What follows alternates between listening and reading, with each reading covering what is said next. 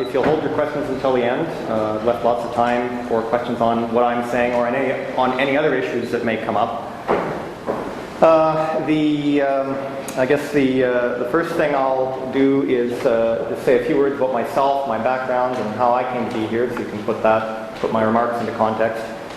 In school, I formally studied business and law, but informally, for a long time, I've been studying that, plus a lot of history and philosophy, because I think you need many different disciplines to understand what's going on and to be able to cope with it. In terms of my career, ever since I started working full-time in the financial services industry in 1996, that has been my career. I've worked in many different roles in different brokerage firms. I've worked with retail advisors. I've worked with the sales managers, the institutional bond desk relief trading. I've done corporate finance, worked on various corporate finance deals. I've seen the business, and I've had retail clients myself. I've seen the business from just about every angle. Before I even got into the industry in '96, I could have told you that gold was essential.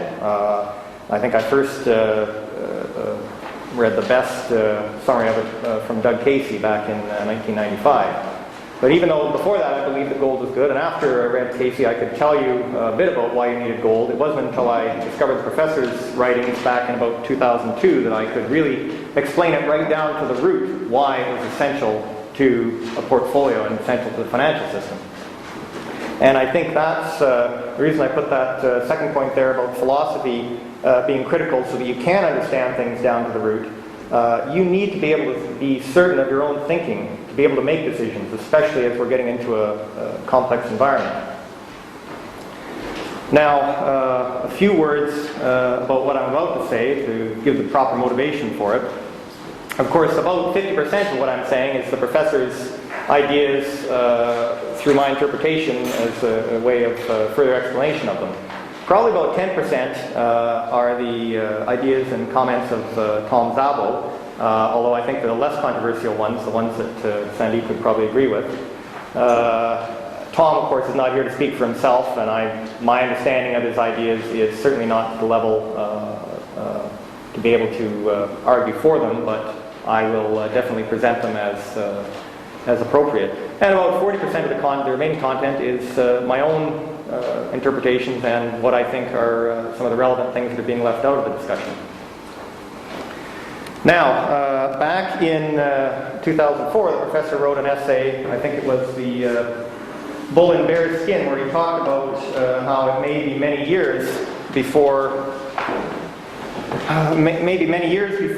the dollar finally collapses and the value of gold increases substantially. And I'm sure I was not alone among other gold enthusiasts that thought, oh, it can't possibly take that long. And of course, what I had in mind was something like you see here, where I always thought that we were just on the verge of the system collapsing and gold returning to its rightful place. And as we know, that was 2004, and as we know, 5 years later, it did not happen. It did happen exactly as the professor expected, whether by conscious design or by chance. The people that are benefiting from the continued existence of the paper money system did continue to benefit and possibly continue to accumulate real gold and silver ounces at the expense, unfortunately, of enthusiastic gold investors, or overly enthusiastic. And who knows where we are on the chart right now. The reason I mention this is that many of you, although obviously you wouldn't be here if you weren't interested in the ideas, I'm sure that many of you wish you had more gold than you have. And of course, at the end of the presentation, or the final section of it, I will give you what I think are the best leading edge ideas for the application of it for simple, profitable application of the theories that the professor has developed. But if we are at a late stage of the game, I don't want any of you to think that, well, if maybe what Nathan is going to say is going to be pointless anyhow, because if gold price explodes tomorrow, it'll all have been a waste of time. I want to hasten to assure you that that would not be the case, because it is always in your interest to exercise the brain muscle. Just like the other muscles of the body, with use it gets stronger. And if we are going to be heading into a very grim depression, then we're going to need every ounce of brain power that we have to think our way through it. And so that is why I say that it is always valuable to wrestle with new ideas. I may be preaching to the converted on that topic too, but I wanted to make sure that was clear. Now, two general topics or side topics before I get to a discussion of an advanced discussion of the basis and contango and backwardation. The first one is, some people have also said, well, if the gold price can be manipulated, and of course the evidence suggests that it is being manipulated, cannot also the basis be manipulated? In which case, why should we bother trying to learn from it or understand it? So I want to deal with that at the moment before I continue. Occam's razor would suggest that you shouldn't look for a more complicated explanation of something if it doesn't exist. Professor, I think in that same essay, pointed out that there may not be an actual conspiracy between the government and the hedge fund operators. The hedge fund operators may simply be intelligent enough to have come to the realization that government would be delighted if the price of gold and silver did not rise too quickly, and therefore they knew they could expect the government's tacit support with central bank sales, and the whole thing has worked out wonderfully for both parties, not for the rest of us, of course, but the same thing I think applies to concerns that the basis may be manipulated or subject to manipulation. I can't remember who said it might have been Clausewitz talking about war, but he was saying that often politicians think that war is a surgical scalpel to accomplish very fine aims, when in fact generals and soldiers know that war is a blunt instrument. Well, I think you can say the same thing about any sort of manipulative activity. Those who are in the market know that it is not, it may be an art. The people that are better at timing the market than others have obviously honed their skills to an art, but I don't think that even they would say it's a surgical procedure. The market is a messy place, unpredictable, and it's difficult to accomplish very fine aims that you might have set out to do. And the way this applies to potential manipulation of the basis is that here we have the normal situation. There's a certain level of contango, obviously it's shrinking, but some certain level of contango in between the spot gold price and the nearest futures month. And suppression of the spot gold price, as I said, is a relatively simple procedure done by simply dumping physical gold on the market. But if the government were now expected to also manipulate the basis such that backwardation didn't occur or was held at a certain level,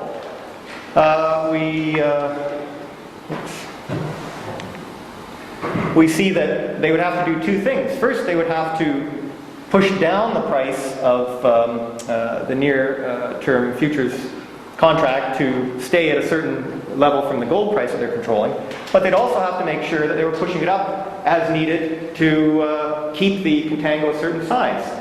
So they're actually they would be working against themselves with the unpredictable activities of the speculators coming in to muddy the waters. So I think you can see now, instead of a simple downward pressure, now it's a high wire balancing act where the government would be trying to maintain a certain basis, which is why I think that the deeper you look into that kind of a theory, the deeper you realize that it would be extremely difficult for the government to manage. Now, the other topic that I wanted to mention before I go further is that there have been some issues about the measurement of backwardation and the detection of backwardation. Some of what I say overlaps with what Sandeep said, but one of the things that Tom Szabo was perhaps overly concerned about, but definitely it was making very, very cautious about predicting or about agreeing with backwardation, was that the true spot price, part of the equation, was difficult to accurately determine. Now, I'm not active in the gold markets at a wholesale level myself, but it's my understanding that because the London fix is the only true window we get into the bullion market, and that it happens only twice a day, and it's sometimes several hours delayed, it is difficult to compare it to the near-term futures month with the kind of accuracy that might be necessary for fine-tuning a measurement of basis appearing, of backwardation appearing or not appearing. And that was one of his concerns. Now, the professor suggested, and I think others might have suggested as well, that a simple way to deal with that is a moving average to get some sort of approximation of the basis level at any given time. That may be a solution. There is also the issue when you set out to actually do the math and calculate it after you have all your inputs, that you have to allow for the fact that the near-term contract month, of course, is gradually winding down. And at some point, you have to make a determination to replace it with the next month, and you have to obviously stick to a consistent pattern. There's a certain amount of noise from the activities that take place near the expiration of contract months as professional traders are moving. So it's, in other words, I don't want to say easy in theory, difficult in practice, because the theory is correct. All I'm pointing out is that these are some of the things that I think are muddying the waters right now for there being a general consensus reached. But considering that we're on the cutting edge of the science here, that shouldn't be surprising, nor do I think it should be disturbing to anybody or discouraging. Sorry, that was a slide that went with that. Oh yes, I guess the final comment I'll make about that is some of you may have heard a very useful analogy about, I forget what it was in reference to, some scientific phenomenon where it was saying that if you look at the coastline of England from 10 miles up in the air, it's like a straight line. As you get closer, of course, or the lower scale map you use, the more there are fjords and such, and it almost gets to the point where you can never really draw a proper coastline. I think that the same sort of analogy can be applied to trying to sort out some of the issues with measuring the basis. Now, I'll say something about the idea of local backwardation. Backwardation, there's a typo in the handout as well. It's a good thing that reminded me. Making this up in a hurry. I mean, every time I say backwardization, it's just a brain freeze. What I mean to be saying is backwardation. I'm not trying to overly complicate matters here. Some people have pointed out the difference between, well, there are different types of backwardation. And an example I saw in November when the supplies were very, very tight for the physical metal was that in the Northwest Territorial Mint in Washington State, you could see, I don't remember the exact figures, but it was something along these lines. If you wanted delivery of the metal today, you're going to pay 9% premium over spot. If you want delivery in 3 months, you don't have to pay a 5% premium over spot. And 6 months, even less premium over spot. And some people point out, well, there's backwardation right there. How can there be any question in that local market? There's proof that it exists because the mint itself that's manufacturing it is being faced with this shortage. Now other people have pointed out, well, no, really, you can't use local, another example of course would be eBay, where they aggregate the prices and you can see how much of a premium over spot it is. Other people have said, no, really the only market you can use is the 400-ounce gold bar market, which is a global market. And I would tend to agree with the latter argument, that you need to use the global market because it is a completely interconnected marketplace in this day and age. That's another issue that's been clouding the topic. And finally, there has been some discussion about the fact that, well, if it weren't for interest rates being as low as they are, they're a component of the calculation of the cost of carry, then we wouldn't even be close to backwardation now, so really it's a false signal. Well, I don't agree with that at all, because really, I think as someone else has pointed out, I don't remember the person on the internet, it might have been Braun Seceki, that's confusing cause and effect. In fact, both the low interest rates and the appearance of backwardation are symptoms of a monetary system in distress. I think Sandy, you may have been talking about that as well yesterday. Now, with that, those preliminary items out of the way. Oh, yes, I'll also mention, I guess, that where I work right now, which is the Bullion Management Group, we actually are now in the market of selling physical bars. We run a mutual fund in Canada that's available globally, but we're also in the market of selling physical bars for the last 6 months or so to worldwide investors because of the demand. They want to actually have a registered, segregated, allocated bar held for them or shipped to them. And we have noticed as well that the kilogram bars are for gold. That's the smallest size we sell, and of course those are what are in demand as the wealthy of the world who didn't own gold before are starting to move to it. And we've noticed that there is that's another measure of backwardation. We notice that there is up to a 1% premium over spot just because of the tightness of supply and the inability to keep up with the minting of them.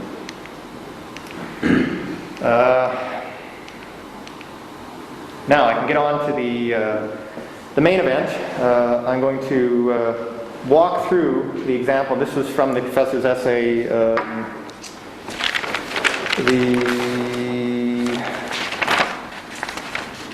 gold basis and interest from 2007. I thought it might be useful to actually walk through step by step from the perspective of each of the participants, and then I'm going to do a simple mathematical example and then show you the more advanced alternative basis competition. We know that the farmer's actions are pretty straightforward. He'll harvest in the fall and sell whatever he didn't lock in forward price to the grain elevator. The new crop goes in the spring, and during the summer he'll be forward selling a portion of his crop to lock in a price again to the elevator operator. I think that the forward I'm not an expert on this, but I think that the forward sales are still used simply because if the farmer were to use a futures contract, he would be subject to market, and it would be an expense that he wouldn't be prepared to pay if the market moved against him in the meantime. What happens in the elevator? Well, that's pretty obvious as well. If the elevator operator has timed things right, it's emptying just as the harvest is about to come in, fills very quickly, and then gradually empties out over the course of the year. The basis, as we know, also would be very narrow because it is, of course, predicting nearly a shortage just before the harvest is about to come in, and then rises very rapidly as the grain elevators fill up with the harvest, because now storage space is at a premium. And then gradually the basis will fall during the year. Now, the elevator operator in the cash grain market,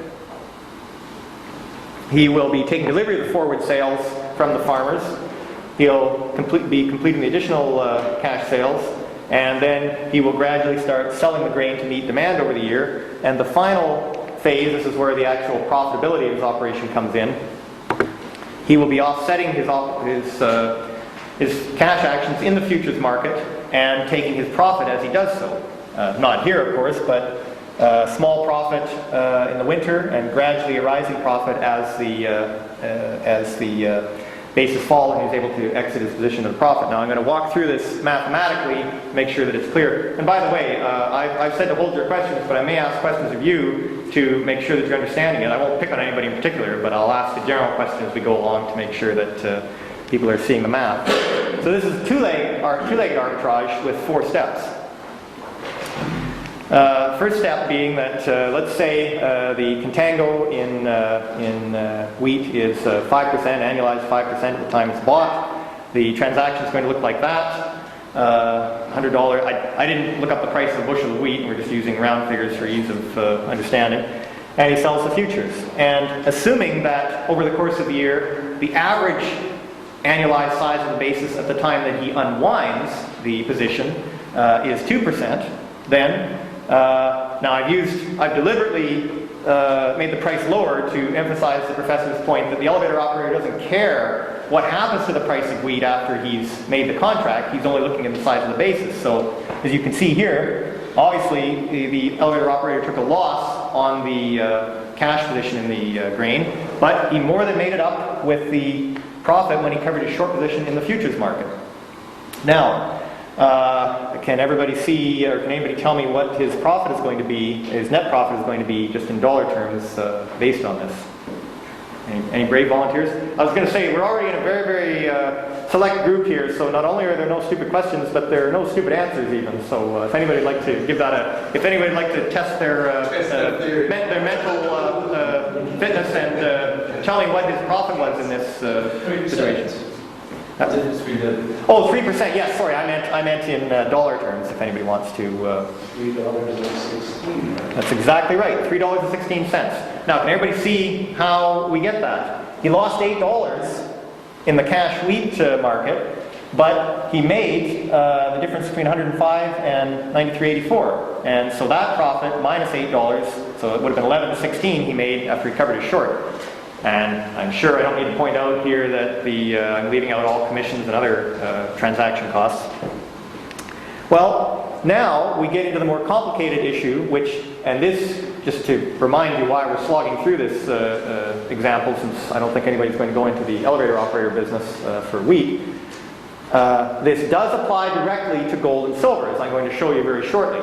But this is the critical aspect of this kind of an operation that makes it possible for you or I to profit from it through our gold and silver bullion investment. So, when the elevator operator, obviously he doesn't just deal in a single grain. He deals in wheat and corn and other items as well. Well, there's a certain natural level of profitability for a given commodity, and competition would suggest that prices will adjust until, for the elevator operator, they are all equally profitable, and he simply chooses from them, based on his overall business model. But from time to time, we know that weather and other events are going to distort the natural level of profitability for a given agricultural commodity. And at that point, the elevator operator has to make a decision. He can't simply say, well, I'm only going to hold wheat and nothing else and never even look at it. Otherwise, he'd be driven out of business by the operators that do look at all possibilities for profit. He has to make an opportunity. He has to decide if a competing commodity has developed pricing characteristics such that the basis is going to be more profitable to buy than to refill his elevator with wheat again for next season, then he has to decide whether he should go ahead and do that. And the way he decides is he's got to look at the incremental costs.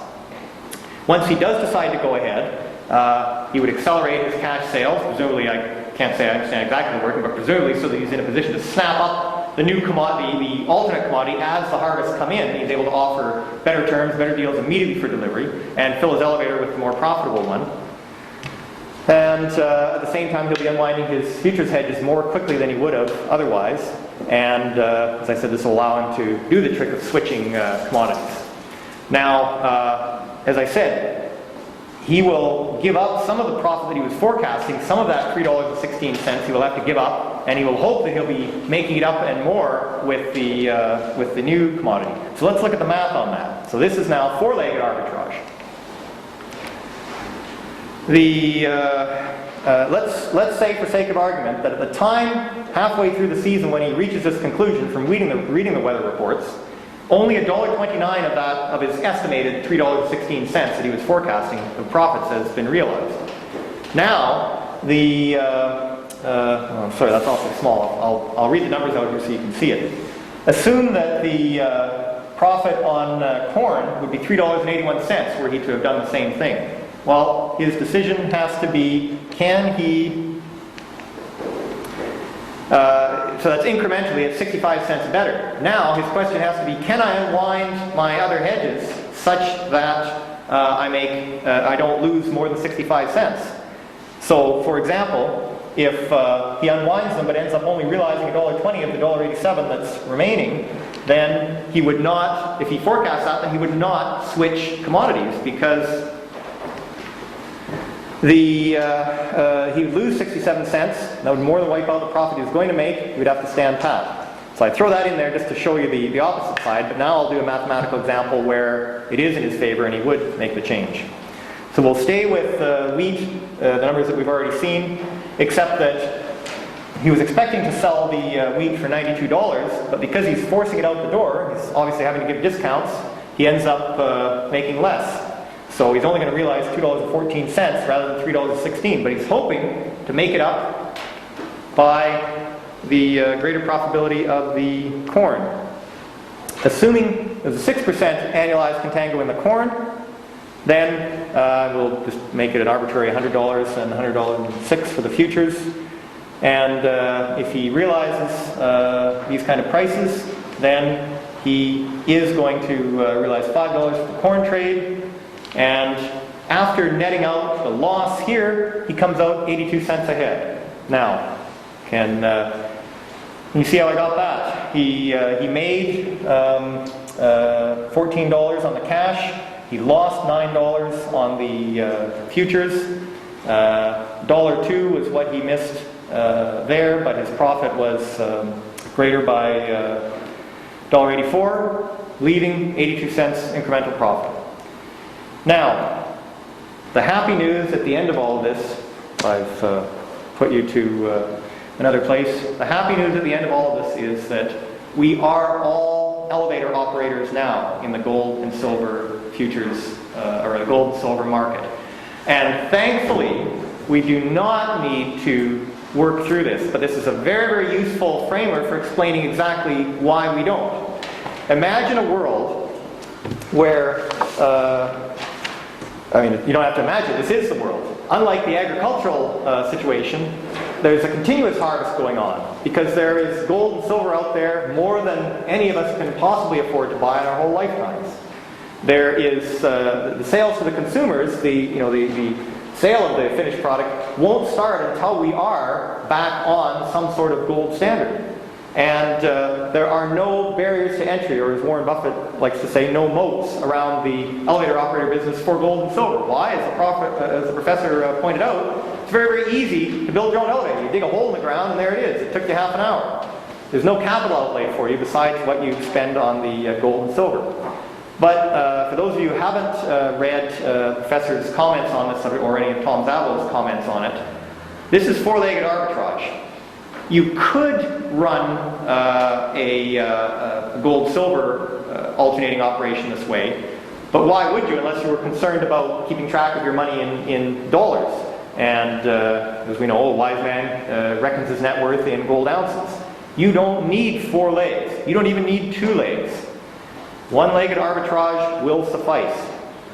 And by that I mean, because the harvest season is almost continual, ongoing, and may happen for many years yet, you simply use the basis as a guideline, buying the higher basis metal and stopping your purchase of the lower basis metal, assuming, let's say, you're doing a monthly purchase plan. Now, some of you were here at the last one. Have heard this argument, although maybe not in this depth, but it does work, and the research, the theory was articulated by the professor, and Tom Zabel's back testing of the variation in the basis has demonstrated it.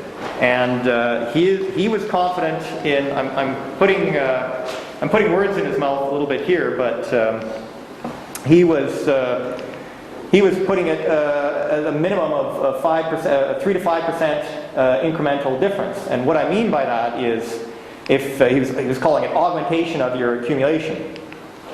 And what he was doing was comparing it. If you were making a monthly purchase, now many people in this room probably already have finished their accumulation and they're simply trading, and extra profits are maybe going into metal. But whether you're saving right out of your income or you're merely directing profits into metal, assuming you had previously been using a naive strategy of buying, let's say, well, my example here is, I think, enough buying 100 ounces of gold each month and 6,000 ounces of silver each month, or year, or whatever period you want to do it spaced over a year. Just splitting the money evenly, and I'm assuming here a 60-to-1 silver to gold ratio. The effects of instead using one-legged arbitrage, using the basis as your guide, putting 100% of the money into the higher basis metal and none into the lower basis metal at that point, the effects are impressive over a 24-month period. If you're buying a certain, sorry, I said that wrong. I'm assuming a 2-year period here that you're accumulating that much, but there's the results. That much of an increase at a 4% rate. And of course, if you think that the silver gold ratio is going to fall dramatically, like I do, I'm not sure that I can completely justify that to everybody's satisfaction, then the extra silver that you're accumulating will end up being even more gold, and you get that extra benefit from it. Now,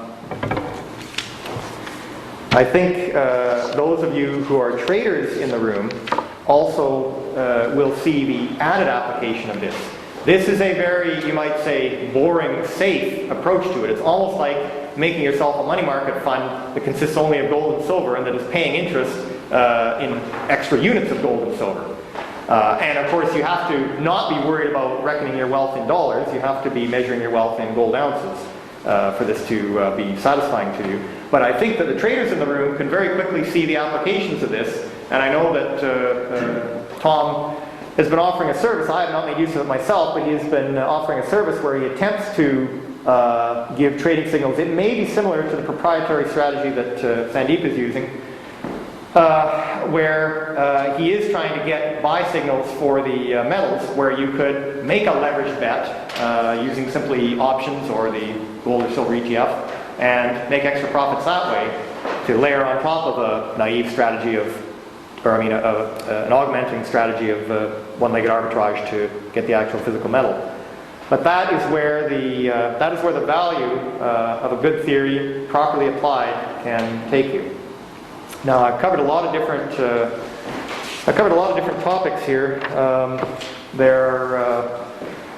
And I thank you for being patient with your questions and patient for my walking through the elevator example, but it really excites me that we get to take such a shortcut and cheat and in a way and get the benefits of that because of the special nature of monetary commodities and because of this paper money system that has been forced on us. It is nice to be able to extract a small measure of revenge, and I hope that for those of you who have never considered this before, it's now will pay you back many times for the time and the effort and the money you've spent to be here. I will now gladly take any questions on this or any other issues that I've raised. Oh, I meant to say I prepared handouts just of some of the major slides. If anybody's interested, I can make you copies afterwards for your reference.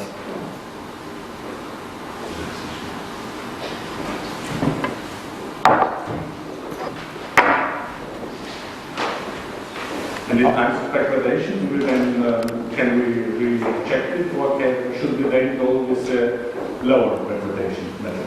Is this the same effect then, or what happens then? Sorry, I can't. In times of backwardation, right? Do we do that? Oh, well, yes, excellent question. Or can we reflect it? No, excellent question. I think the proper, and the professor can correct me here if I'm wrong, but I think the proper interpretation of this, when we are being faced occasionally or continuously sometimes with backwardation, you simply buy the metal that still has the higher. Sorry, let me walk through this verbally to make sure I'm saying it right. In a contango situation, you're buying the higher basis where the contango is higher, and you would still buy. It's sort of like I forget the mathematical term. It's like an integer scale. You're still looking for the higher metal. In other words, the metal that is less in backwardation than the other one. And that's right. Yes. And so you would still do that. Although, of course, if it does turn out that we dip into deeper and deeper and more continuous backwardation, then you know the end is coming soon anyhow. But at least until if someone keeps arbitraging away the riskless profits and keeps bumping us back into contango, then it's still available to the rest of us to buy. But yeah, excellent question, Reinhold. One of the things that I wanted to mention, I didn't build it into the presentation, but this may end up provoking more argument than anything else I've said. But I do think that, although it may be grim, I do think that Western civilization will pull through. And I think that's simply because there are enough people, I said this in Australia and I'll repeat it here, there are enough people that believe in the American dream, or what is now the global dream of working hard and lifting yourself up out of the class that you were born into a higher class. Enough people believe in that dream that they are literally willing to work themselves to death to try and achieve it. And unwittingly, these people are going to be the real saviors of Western civilization, because they are the ones that will keep trying to run their small businesses or large businesses despite all the odds against them. I think that given half a chance, as the better ideas spread, and they are spreading, that real bills will spring up, and however difficult the transition might be, I do think that we have a good chance to get through it. More I can say on that, but I don't want to get too far off the topic. On a smaller scale, maybe for many years, I fully agree on that. Because we are so fixed on this financial collapse that we think the world is 90% financial now. Another question, not that related, but how is your business doing? How much more gold are you selling now? Oh, well, yeah, I can tell you a little bit. I mean, I didn't mention anything in the introduction, but I mean, what I do for a living now, I'm very happy to say, is I sell gold for a living. For those of you who don't know, the mutual fund that I work for in Canada is called Bullion Management Group, as you can see from my business cards, and we are an ordinary mutual fund. I don't know in the rest of the world. In America and Canada, mutual funds are just vehicles for holding stocks. I'm sure there are equivalent things. They might be called something else other parts of the world, but they're designed to be as easy as possible for even unsophisticated investors to be comfortable owning. And of course, in the past, most mutual funds have been either stocks or bonds or some combination of them. We are just the bars of gold, silver, and platinum.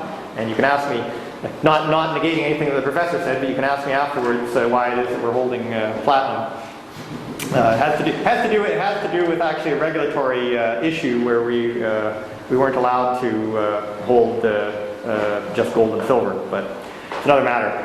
However, sales are very, very good. I think a year ago, roughly when I was here, our daily net inflows were probably about $250,000 a day.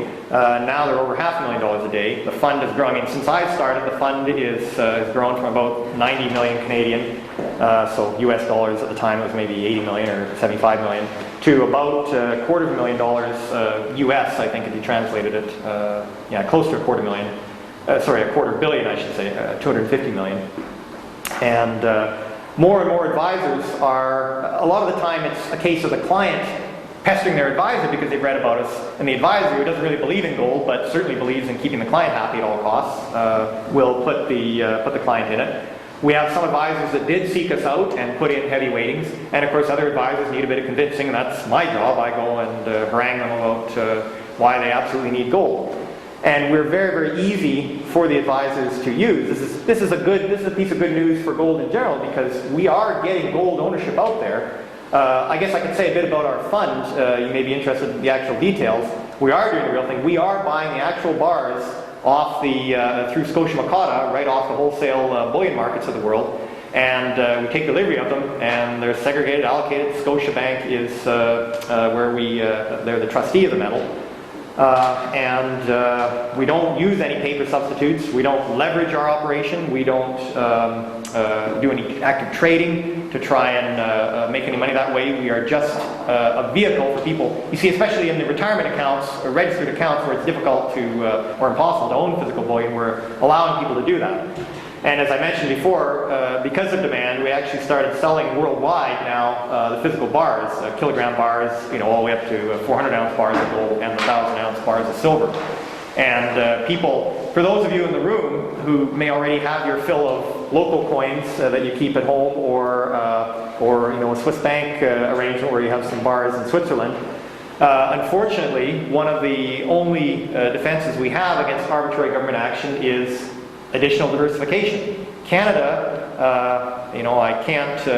I can't make any promises about our government. We have a fairly good reputation, but if you want to diversify some of your gold holdings into Canada, that's what our BARS program does. We will store them for you. Again, in complete segregated allocated storage, you get an actual bullion deed that says, this is the gold bar I own, made by Johnson Matthey, serial number such and such, weight, exact weight, this much, and this is evidence of ownership, and you can come and claim it at any time, or have us ship it to you at any time, but we will store it for you. So if those of you who are interested in moving some of your gold holdings into Canada, we are available for that. But sales of those, of course, we are developing a worldwide dealer network at present,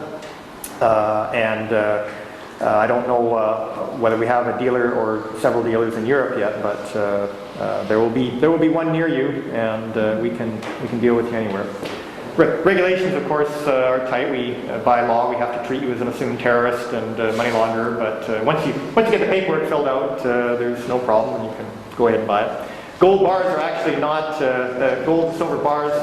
We discovered are actually not a regulated security. So for now, fortunately, the regulators, we don't need the permission. The lawyers and the regulators have made pass their judgment on it. So we're too strange for them to even consider us to be in the same category as stocks and bonds.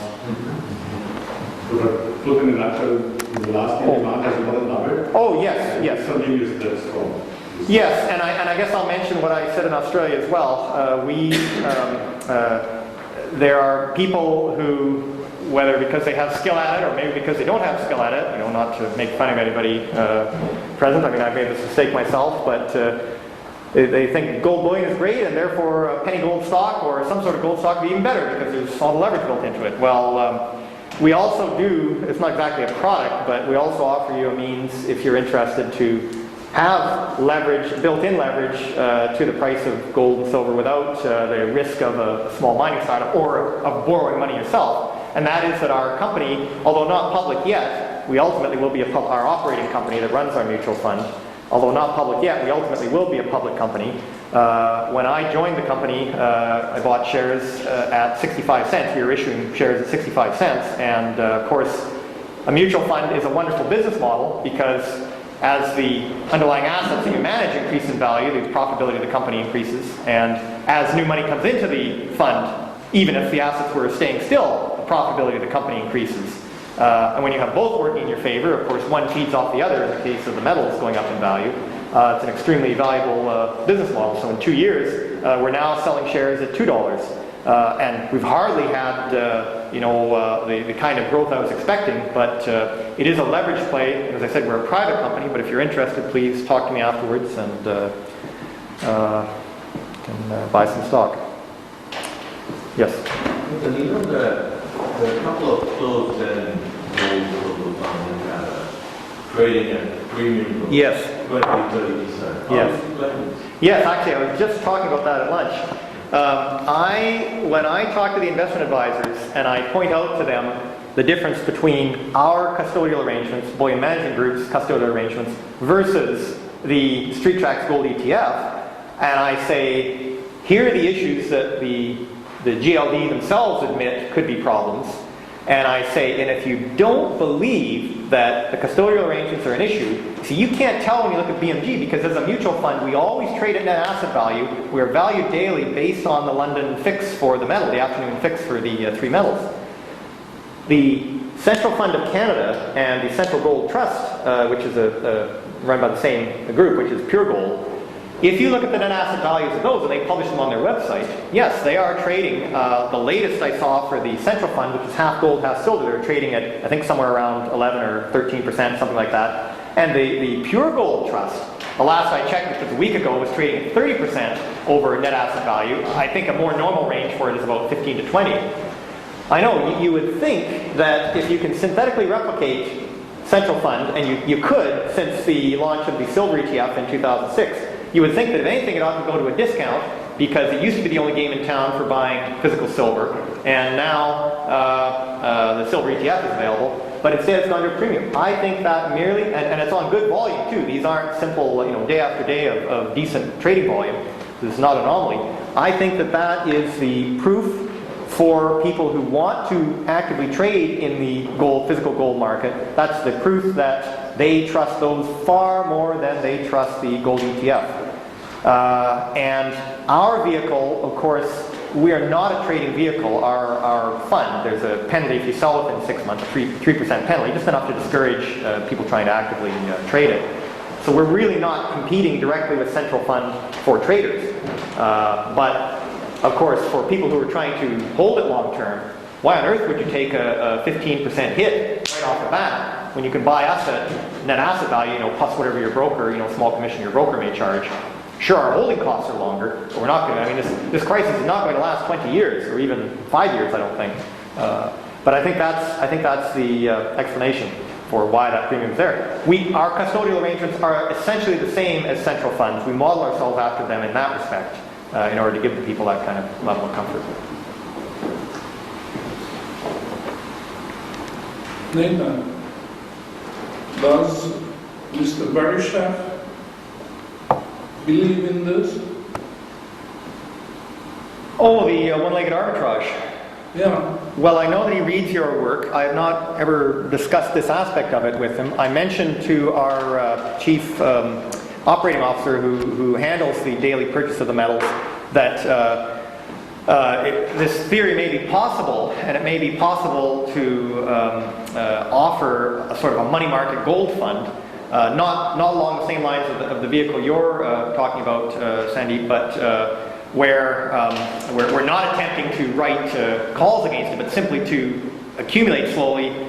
But it may be, and so I know he's, and I made him aware of Tom's work as well. But whether they followed it up or not, I mean, I know our company, we're a small and rapidly growing company, and I know that a lot of our effort over the last 2 years actually was in trying to get the Boolean Bars program launched, because we knew a lot of people did say, why have you got platinum in there? Why can't I just have pure gold? Or, I don't even believe in silver, never mind platinum. And so the Boolean Bars program, it's much more cost effective and also easier for us to market this worldwide when it's an unregulated entity rather than a security.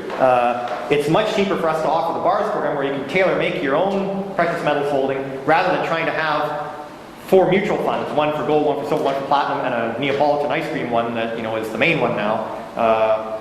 Just because our economies of scale, we are not a huge Fidelity or whatever. The lawyer costs eat you alive. not to mention the actual transaction costs. We're a victim of our own success too, in that the big advisors with the big clients came in early. Now we're getting a lot of the more moderate-sized advisors with the smaller clients, and actually our ticket size of the purchase is going down. But we're faced, I think it's a flat rate commission that we're charged by the Royal Bank of Canada that processes the transactions for us. So it's a funny thing. We're a victim of our own success, but I have presented it to them and they're aware of it, and I know that as Tom gets closer to a commercially viable product, then I certainly intend to try and get them together. Is this augmented by one-leg arbitrage? Is this a hypothesis or it's based on paper trading? Oh, I think what Tom did was, if I remember, when it was 2 years ago when he presented his evidence and he said, here's what the average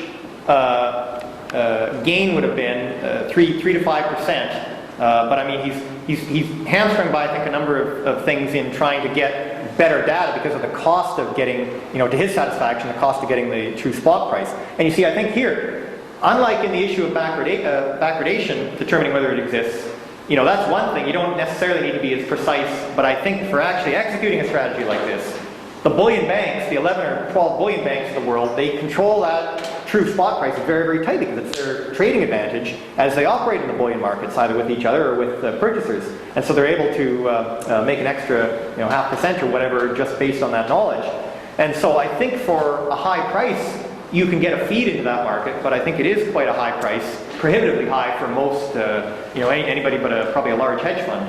I mean, maybe they have that as well, but and so I think that it's been difficult. My understanding, anyhow, is one of the obstacles is just monetary. I mean, for the large expense to be able to check it exactly can't be done at present.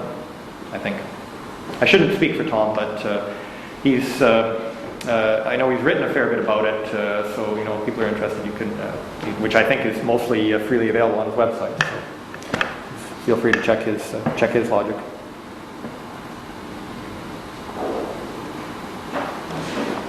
Well, thank you very much for your attention, and as I said, don't hesitate to ask me any further questions by email if you're curious. Thank you, Nathan.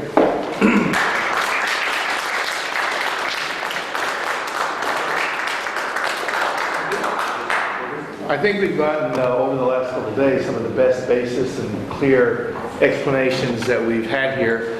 And Nathan and Sandeep and I forget here. Rudy. That's right. Rudy was so clear. When Rudy's thing came in so clear, it was transparent. I thought, God, it's just nothing else. But I personally really appreciate the clarity of all the presentations. It was just like it was like a chord, a chord with 3 notes that just formed perfectly. So, I guess if Antal, what do you think we should do with the rest of the afternoon? Because this is. We can just finish it off here. Open the floor to any questions. Yeah, further questions, I guess, about anything that any of the speakers have said, and then they can answer as appropriate. If your company is going to trade public, then forgive me if I'm naive maybe on the accounting, I believe that you have to mark your profits to market under the IAS and IFRS. Well, I mean, I guess maybe I should make sure I'm explaining it properly. I mean, the mutual fund exists, and it doesn't really matter whether the company that's managing the mutual fund is a private or public company. That's a separate issue. The mutual fund itself, will report. I mean, we don't actually have the only. Most of the money as it comes in, it goes into the metal. We obviously keep, about 2% or something to meet expenses and redemptions if they come up, but we're not actually trading the gold and silver, so I don't think there's an accounting issue there, if that's your question. The fact that the company that manages it moves from private to public doesn't actually trigger any, I mean, you know, we pay taxes and, you know, on our profits whether we're public or private. And the holdings that this mutual fund is holding is basically not taxed even if it appreciates. Oh, I see what you're saying. No, I don't think, no, we're not, the unit holders didn't pay, I know they didn't pay any taxes last year, even though the metal, you know, the metals rose in price. It's based on the trading within the mutual fund, so we have the advantage. You know, Warren Buffett also said that's a wonderful situation where you can be in a company where you get to defer taxes because you get to hang on to the use of the money longer, and we have that advantage too. I mean, I guess I shouldn't, you know, I'll say read the prospectus, I guess, or consult your tax attorney for the true answer, but I think, you know, that's, it's two separate things, so whether or not we go public, it's just good for the shareholders of the operating company, Bullion Management Group Incorporated. It's you know, better for them, obviously, if they're a public company rather than a private, because the share price appreciates because of the public liquidity premium. But I have a question. Nathan, you're a foot soldier in the field, okay? So you have a touch which most of us don't. My question refers to the controversy between Tom Sabo and Sandy. Namely, was there a gold backwardation in December, which lasted for perhaps as many as 20 or 30 days? From your point of view, could you comment on this? well, yeah, I guess. And I'm asking you, not just theory, but experience, hand down. Yes, well, I can tell you that I know the report. I mean, I know contacts in two of the largest gold coin stores, precious metal coin stores maybe you want to deactivate that to throw it off. Yeah, I just don't want the vault overheat while we're talking here. I know that supplies are very tight. As I kept in touch, I tried to keep an eye on how that was going because, of course, the advisors I was trying to convince to move a portion of their metal in, a lot of them, you know, they wanted to be certain that they were, you know, they were postponing their decision until the last possible moment. They didn't want to jump the wrong way, I guess, is their concern. So I was keeping an eye on it, and yes, the market was very, very tight. One of the advisors that I was dealing with even went so far as to phone a coin store himself, which was very fortuitous because I saw his email report to his sort of circle of advisors, and he copied me on it. He said, yes, he said, I made a call, and they told me we have no gold and we don't know when we're going to have any gold, so you know, leave us your number and we'll get back to you, was sort of their answer. So from that respect, the markets were very, very tight. I guess what else can I say about it? Obviously, our sales, we broke through $1 million a day several times in the last year. I can't remember how closely that coincided with the period of potential backwardation that's under discussion. But I mean, academically, though, I will make a comment. I mean, unfortunately, I guess I would say that. You know, this sounds like a cop-out maybe, but you're both right in that even if it technically didn't occur, we're getting closer and closer each time you have something, whether or not it's an actionable, profitable trading opportunity, commercially viable trading opportunity, is not actually relevant. The fact that we're going through each of these, what's the term I'm looking for, sort of like the lights just before their drag car takes off, you know, the lights are going down the little stick, and it's getting close to the blast off point, and each one is significant. I guess I would weigh on the side that we did have backwardation, because the technical definition of it is exactly that. Higher, you know, if you're talking about the global market, the 400-ounce bar market, that is the proper definition of it. I cannot, unfortunately though, I can say that I have not had time to follow all of the arguments in the detail that would be necessary to give you an intelligent answer. But an off the top of my head answer would be that yes, we did have backwardation for that period in December, because the other evidence, to my mind, pointed to it as well. Let's talk about silver backwardation. In February, there is no disagreement on that, is there? That in February there was a continuous silver backwardation lasting 30, 40 days. Yes, and from what I know from the coin stores, the 100-ounce bars, the standard retail size for investors, are still tight. They're still difficult to obtain. Actually, it's strange. Paradoxically, the coins, the coins in the smaller bars, the mints, I guess, have kept up with it, or it's possible that the coin store operators themselves wrongly stockpiled and made up the story about there being a shortage to try and recover their losses when the price fell so dramatically in silver. But I can't, I don't know whether that's true or not. That's just a theory. But yes, the latest I've heard is the 100-ounce bars are still tight. As far as you see it, there is no backwardation in gold and no backwardation in silver. Is that correct? Yes. From what I've seen, it's calm. The markets for both metals are calmer and more orderly now than they were 6 months ago, when people were very, very scared. What is your expectation for the immediate future? Say the month of April and the month of May.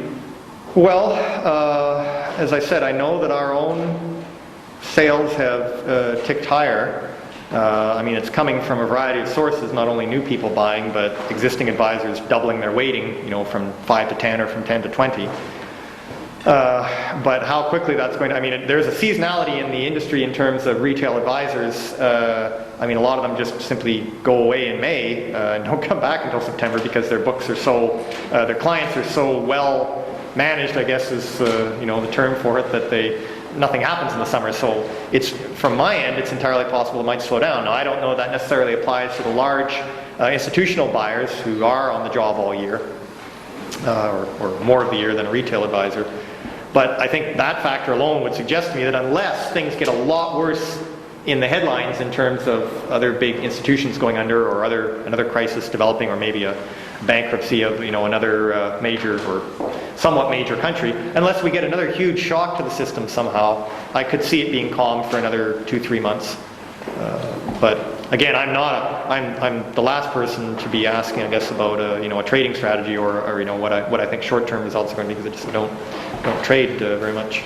Is it fair to say that if there is backwardation and say the government or the central bank or some bullion banks want to fight it, then they could let the price rise, and this would work off backwardation? Is that a fair?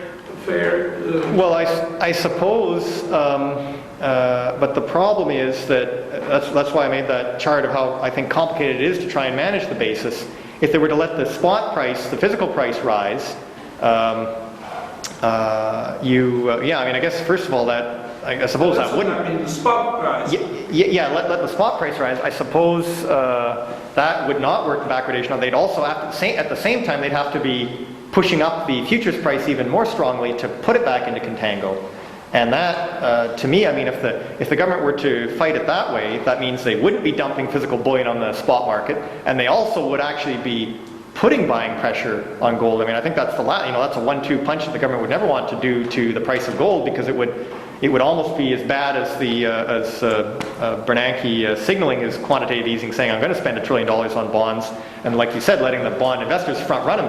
All the gold investors, or anybody with any kind of inclination to buy gold, would be there first, and gold would be $5,000 an ounce the next morning. I don't know. I don't know that would be an alternative for them. But again, I'm not a. You might be able to answer that better, actually, Sandy.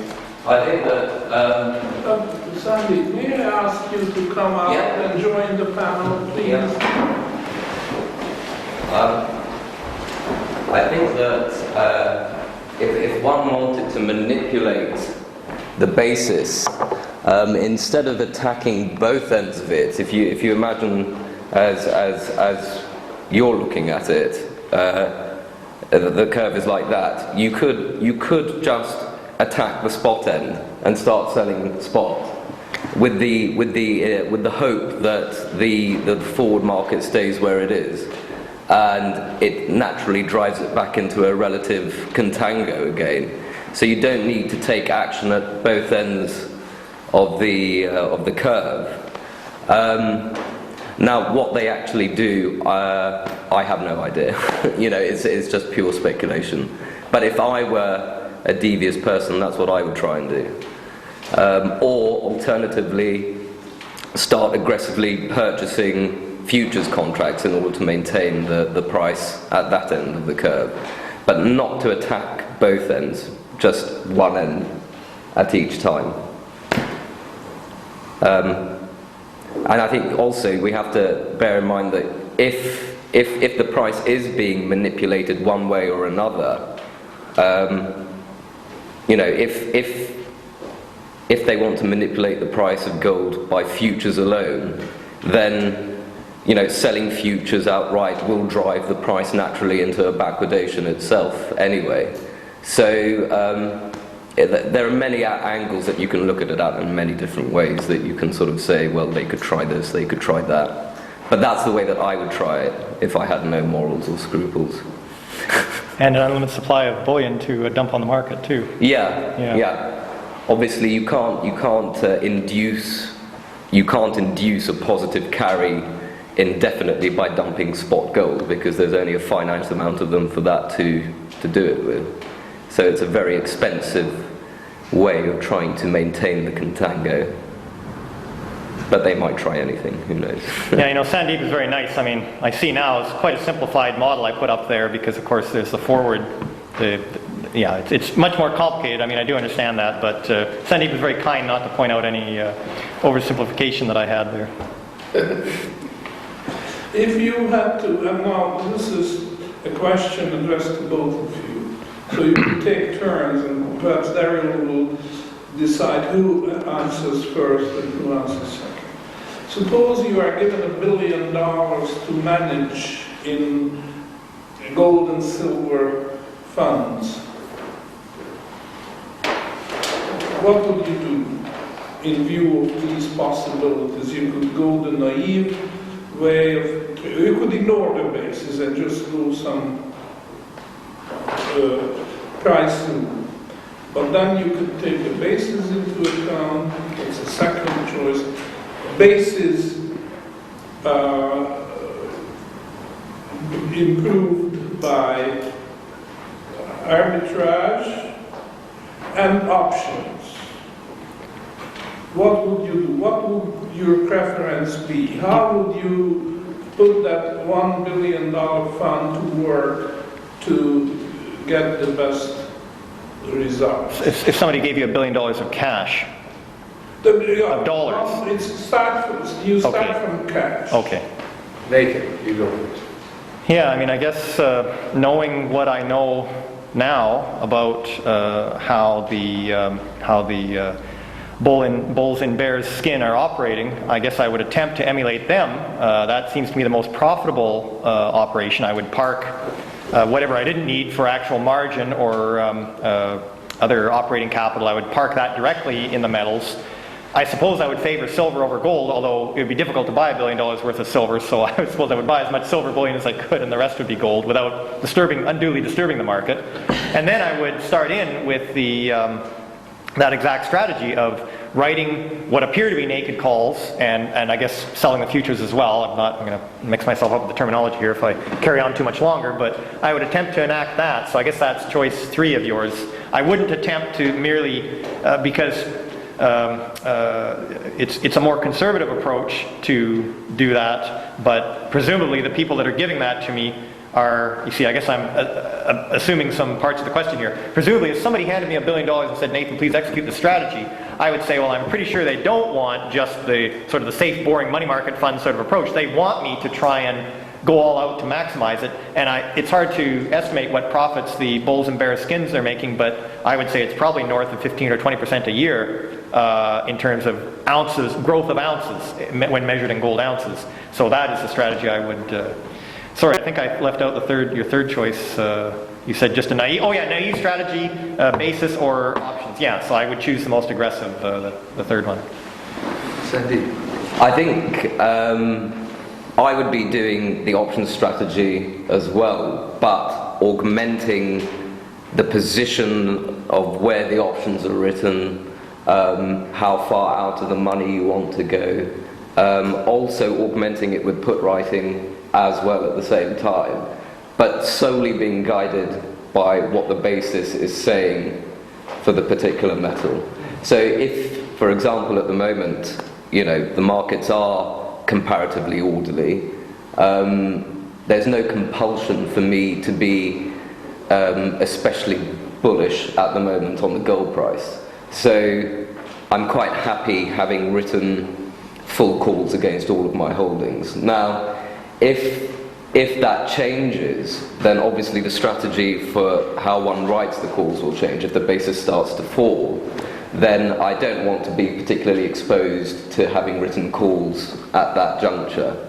So I would use the option strategy. Well, we will be doing the option strategy that way. Describe the option strategy in a nutshell. Yes, I mean, effectively, I think the thing about covered call writing is that, you're not just writing calls willy-nilly, you're writing it because the annualized rate at which you write at the money calls is very high. You're at 45% plus in some cases with gold bullion. The question then becomes, if your gold is called away, which is always a possibility, it will only be so because the annualized rate is in excess of 45%. Now, I am long-term bullish the gold price for the next half a century at least, but I don't think it will exceed 45% per year, for the next 50 years, because that will be a very, very large return by the end of 50 years. The other side to it is, one doesn't have to write calls, one can write puts. I'm perfectly willing to set a price at which I'm willing to buy gold.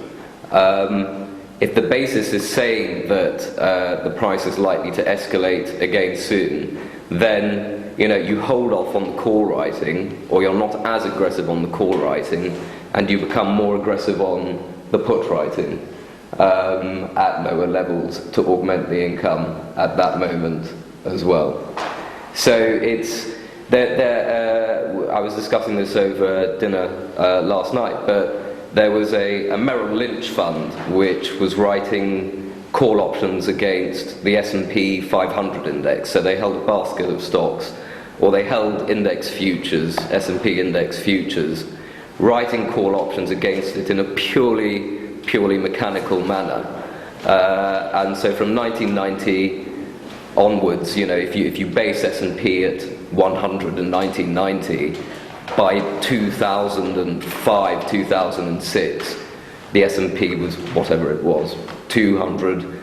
This Merrill Lynch strategy had given you about sort of 300. But because of the mechanical nature of the way that they were writing calls, they actually gave it all up and a lot more in 2007 and into 2008. So it's, you have to have a dynamic approach to how you write calls, and the only way, and puts, and the only way that you can do that is with the basis, really, by monitoring the basis, not really in the arbitrage way that Nathan was talking about, but merely sort of, merely concluding that if the basis is falling, continually falling, the first derivative is negative, then the nominal price of gold itself is likely to go up at some point. Might not be that day or that week, but likely to happen soon. And if you're on the wrong side of it, then, heaven help you. I have another question addressed to both, and again ask Daryl to decide in what order it is. Could you describe, as you see, the relationship between the basis on the one hand and option premiums on the other? And I mean both call option premium and put option premium, in a simple way. If you see any relationship. setting images? There must be a relationship. It's not something that I've looked into at the moment yet, though. I mean, the way that if you think about the bull in bear's skin, if you're trying to explain the large short position on COMEX of the silver futures and gold futures that Mr. Butler likes to talk about, if you're sitting there with a large holding of bullion and you're writing call options against it, selling call options to someone against it, the people or the banks that are purchasing those call options on the back of your sale will themselves need to delta hedge. And then delta hedging means that they must be going short futures, which is the part that Mr. Butler sees as just a naked short future, basically. Now, the thing about when you write call options, they'll be over the counter, I imagine, if China is doing them in size. So it's not in a sort of, it's not in a standard exchange setting, completely invisible, which is why Mr. Butler is confused. And obviously, if you are delta hedging using futures, which is a function of having written call options, then there must be a relationship with the basis. It's not something that I've looked at yet. Something to do. I know this is unfair. Yeah. The same thing. But it's nice to have this impromptu. Yeah. Because we all have a feeling for that, but it's difficult to put in words. David. Well, keeping in mind that I had no real-world experience with delta hedging, and the last time I did any computations with it was about 15 years ago in MBA school. So, but I think that it is safe to say that if the basis is falling or is already low, then the premiums would have to rise on both puts and calls, just because investors in the gold market would be expecting some sort of dramatic move. But I mean, that's a very low-level explanation of it. I mean, I'd have to go through my old notes even to be able to talk intelligently on, or comment intelligently on what Sandeep just said. So, but that would be my first comment, that the basis signaling something about to happen would suggest to me that the premiums would get higher, because volatility always drives the call and put premiums higher. So, or expected future volatility, often caused by previous recent volatility, but can also be indicated to the, these are sophisticated players doing these advanced option strategies, so they may well be watching the basis as well. Could you invite questions to both members of the panel from the floor? Right now.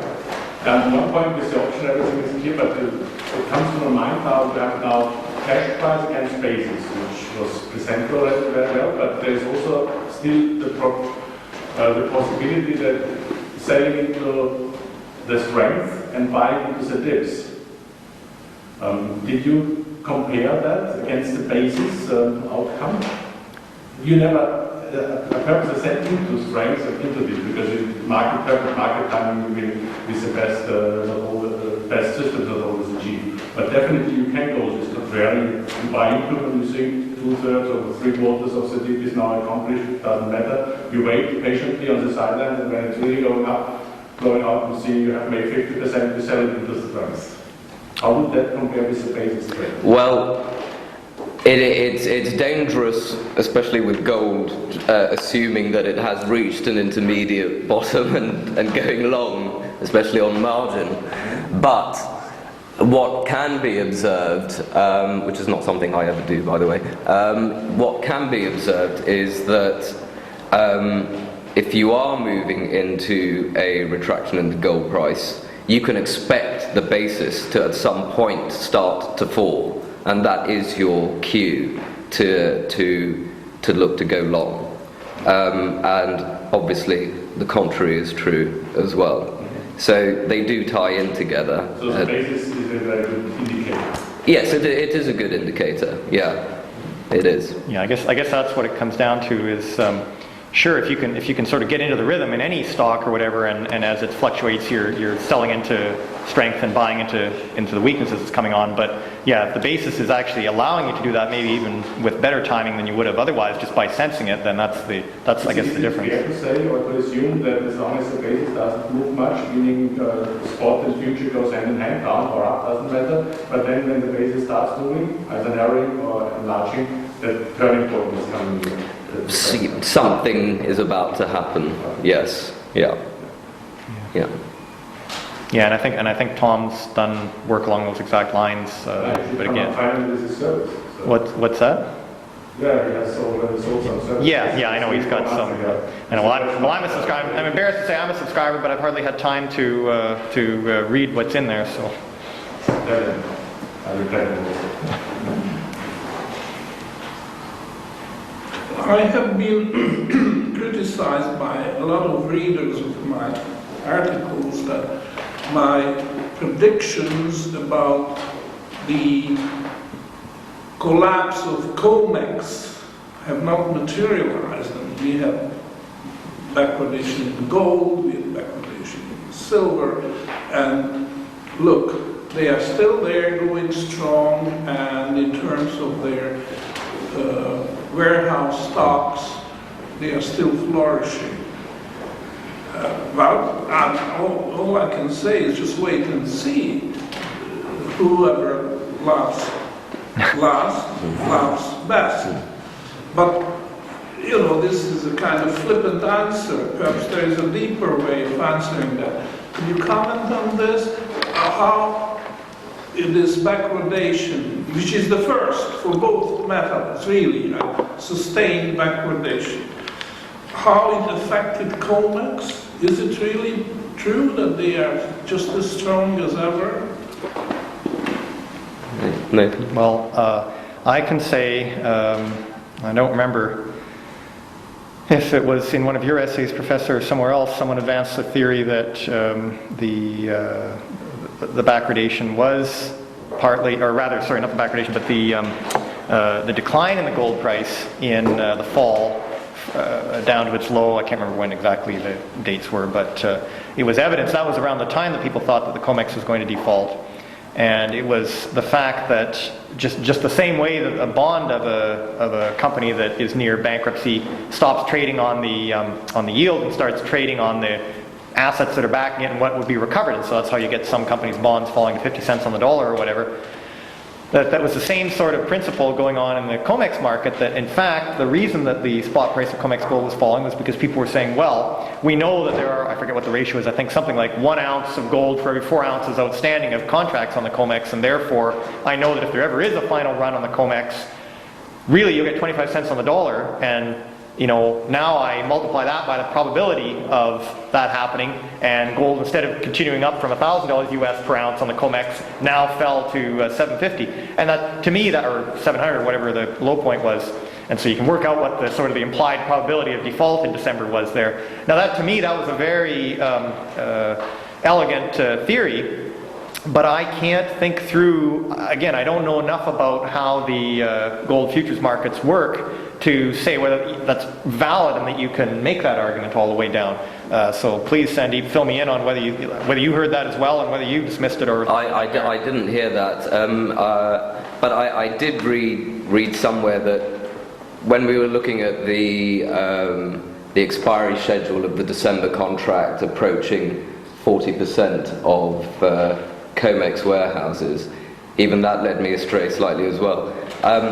I think what you have to remember is that these 400-ounce bars must stay in the financial system in order to remain valid to be allocated or unallocated or whatnot. Yeah. You know, you can't say, right, I'm going to take it out and put it in my cash box at home and then give it back to Bank of Nova Scotia for them to do whatever they want to do with it, because they won't accept it. It has to remain in the system.